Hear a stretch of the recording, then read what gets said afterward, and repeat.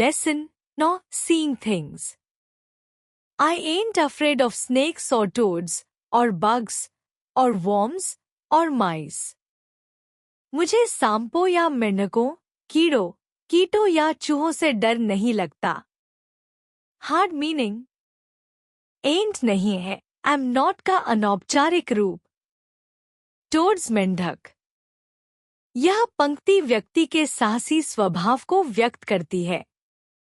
And things that you are scared of, I think are awful nice. और जिन चीजों से आप डरते हैं, मुझे वे बहुत अच्छी लगती हैं. Hard meaning. Awful nice बहुत अच्छी. यह पंक्ति डर और व्यक्तिगत दृष्टिकोण के बारे में बताती है. I am pretty brave, I guess, and yet I have to go to bed. मैं काफी बहादुर हूँ, मुझे लगता है, फिर भी मुझे सोने जाना पड़ता है. Hard meaning. Pretty brave काफी बहादुर. यह पंक्ति बाहरी साहस और आंतरिक कमजोरी के बीच विरोधाभास दिखाती है. For, when I am tucked up warm and snug, and when my prayers are said. क्योंकि जब मैं आराम से बिस्तर में होता हूँ और अपनी प्रार्थनाएं कर लेता हूँ. Hard meaning. Tucked up warm and snug आराम से बिस्तर में. यह पंक्ति रात के समय की शांति और दिनचर्या को दर्शाती है. Mother tells me, happy dreams. And takes away the light. माँ मुझे सपने अच्छे आए कहती है और लाइट बंद कर देती है. Hard meaning. Happy dreams अच्छे सपने. यह पंक्ति माँ की देखभाल और रात की शुरुआत को दिखाती है. And leaves me lying all alone and seeing things at night. और मुझे अकेला छोड़ देती है और मैं रात को चीजें देखता हूँ. Hard meaning.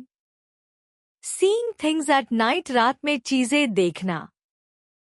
यह पंक्ति कल्पना और भय की शुरुआत को व्यक्त करती है. Sometimes they're in the corner, sometimes they're by the door. कभी-कभी वे कोने में होते हैं, कभी दरवाजे के पास. Hard meaning. Corner कोना. By the door दरवाजे के पास.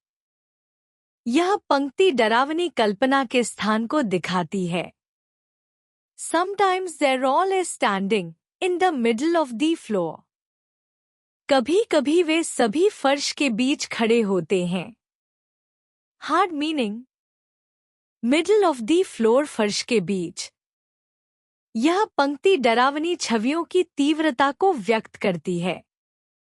Sometimes they're sitting down, sometimes they're walking around. कभी-कभी वे बैठे होते हैं, कभी घूमते हुए दिखाई देते हैं. Hard meaning. Walking around घूमते हुए. यह पंक्ति कल्पना की गतिशीलता को दिखाती है. So softly and so creepy like, they never make a sound. इतने धीरे और डरावने तरीके से वे कभी कोई आवाज नहीं करते. Hard meaning. Creepy like डरावने तरीके से. यह पंक्ति डर और रहस्य का वर्णन करती है. And sometimes they are as black as ink, and other times they're white. और कभी-कभी वे स्याही जैसे काले होते हैं और कभी सफेद. Hard meaning. As black as ink स्याही जैसे काले. Other times अन्य समय. यह पंक्ति अंधेरे में दिखाई देने वाली कल्पनाओं के रंगों को व्यक्त करती है. But the color ain't no different when you see things at night. लेकिन रात में जो चीजें दिखाई देती हैं, उनके रंग से कोई फर्क नहीं पड़ता. Hard meaning. Ain't no different कोई फर्क नहीं पड़ता. See things at night रात में चीजें देखना.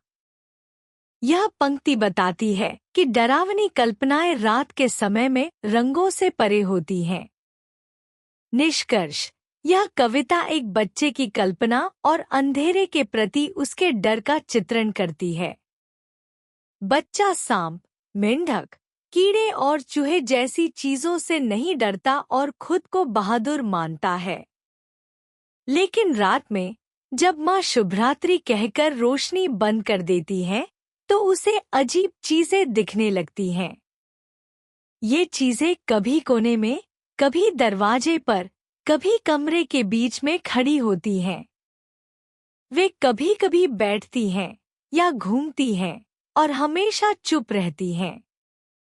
उनका रंग कभी काला तो कभी सफेद होता है, लेकिन रात में रंग का कोई फर्क नहीं पड़ता। यह कविता अंधेरे के प्रति बच्चों की सामान्य जिज्ञासा और डर को उजागर करती है, जो कल्पना से उत्पन्न होता है। विलोम शब्द ऑपोजिट्स। अफ्रेड, डरना, ब्रेव, साहसी। नाइस, अच्छा, ऑफुल, भयानक। वार्म, गर्म, कोल्ड, ठंडा। लाइट, रोशनी, डार्क, अंधेरा। अलोन, अकेला, टुगेदर, साथ। स्टैंडिंग, खड़ा होना, सिटिंग, बैठना। सॉफ्टली, धीरे से, लाउडली, जोर से। हैप्पी, खुश, सैड, उदास। स्नाग, आरामदायक, अनकंफर्टेबल, असुविधाजनक। ब्लैक, काला, वाइट, सफेद,